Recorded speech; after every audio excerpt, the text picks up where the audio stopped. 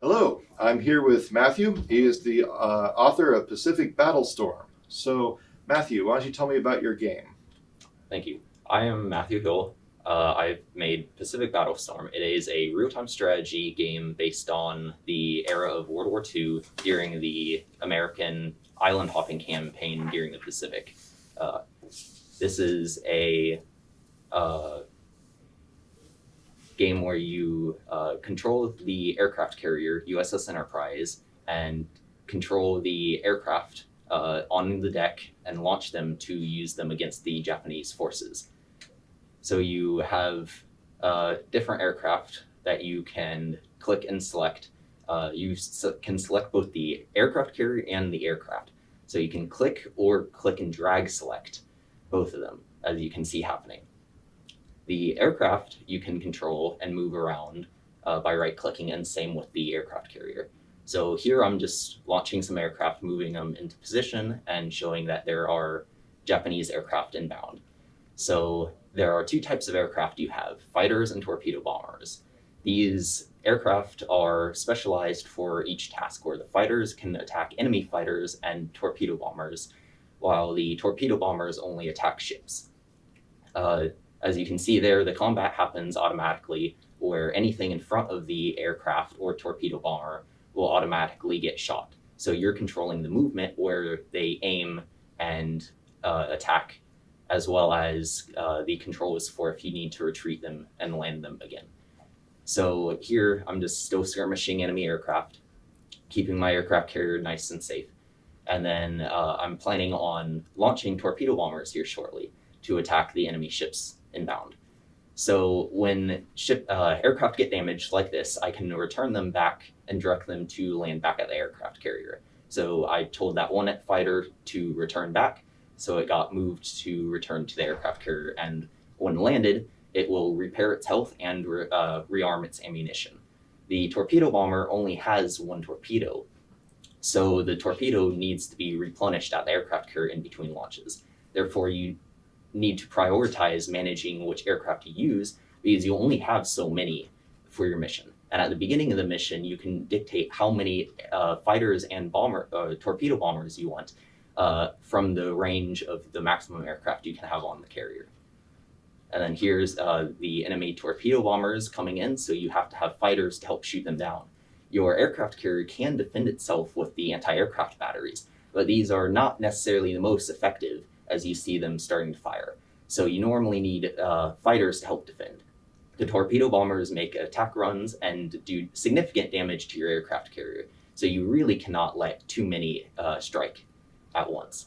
So the multitasking here is not quite good on my part, where the carrier is just sitting there taking damage, but that's also to show that that does happen. Then I'm still prioritizing for pretty much the remaining portion of the mission, getting the torpedo bombers launched now to go strike the Japanese fleet.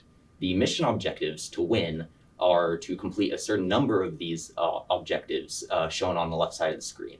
In this mission, you have to destroy a certain number of the Mogami class cruisers, the Japanese A6M30 fighters, and then the B5N2 Cape dive torpedo bombers. So in this case, you need to complete all three of the objectives, but some levels have more than the required number of objectives to complete. Excellent. And I'm just curious, is there a story to the inspiration of this game? Like, it seems like you've done a lot of research into this era. Yes, so I'm quite a big fan of various periods of the war, especially during World War II era. I already had a game idea for a different similar concept for World War II. So I was really looking into how to still implement something that I was really interested in. So this is a take on naval and air combat for the Pacific theater during World War II. So it was just inspired by how do I get interesting combat based around the aircraft carrier gameplay, which in this case takes place on a much smaller scale than it would historically happen, but it still provides for interesting gameplay. No, for sure, for sure. I'm noticing interesting art style here. Can you talk about like how you decided to go this direction with your art, and what was your general thought for that? Yeah, so For the most part, it's pretty simple because as a solo developer, I only really have so much time I can manage to develop assets, and I've had previous experience with low poly style vehicles. So I knew before this project that I could handle the low poly asset style and accomplish modeling all of these vehicles within the time span. So it was much more simple for me to use a lower poly style and still get a standard, higher quality look and still feel confident that the style will hold up. And plus, I also just like the low poly style. It's very common for beginner developers these days, just because it is a simpler style to manage. No, it looks good. It looks very good. So on your level design, did you actually set up semi-historically accurate battles, or these are just made-up scenarios? So they're not, unfortunately. I would definitely love to have historically accurate battles, but in this case, it's a not quite realistic situation because many historical battles took place on such a large scale where the carriers were nowhere near the action that took place, especially with regards to the aircraft. Mhm. So the aircraft would be launched hours in advance, fly many miles to the enemy fleet, and engage them there. And on the scale that the game is based around, you can't really do something of quite that scale for just getting the missions to feel quite right. So it's all on a smaller scale. The islands are sort of just thrown around for different gameplay purposes and using them to use the cover and different features for that. So they're not historical, but I would definitely like the possibility to eventually add some historical different levels and missions. Oh, for sure. And I noticed it just said mission complete.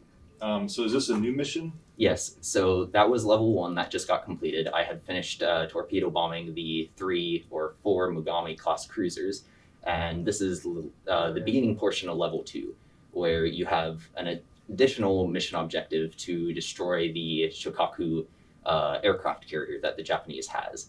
So there are more aircraft that you have to worry about for this mission specifically, because there is that additional threat of an aircraft carrier there.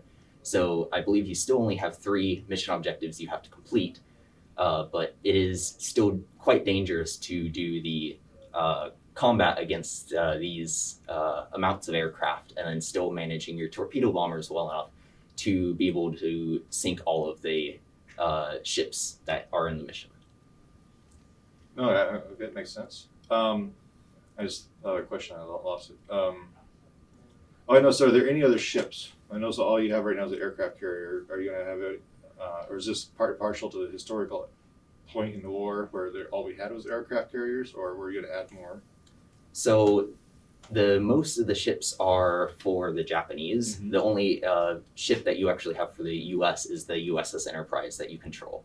So I would have liked to have the supporting ships around the aircraft carrier, but I didn't quite have time to focus on how to get that to function as gameplay. Mhm. So I didn't worry on modeling those. But for the Japanese, I have the Mogami class heavy cruiser, and then I have the Shokaku aircraft carrier, and then I also have the Yamato class battleship, which is in mission 3.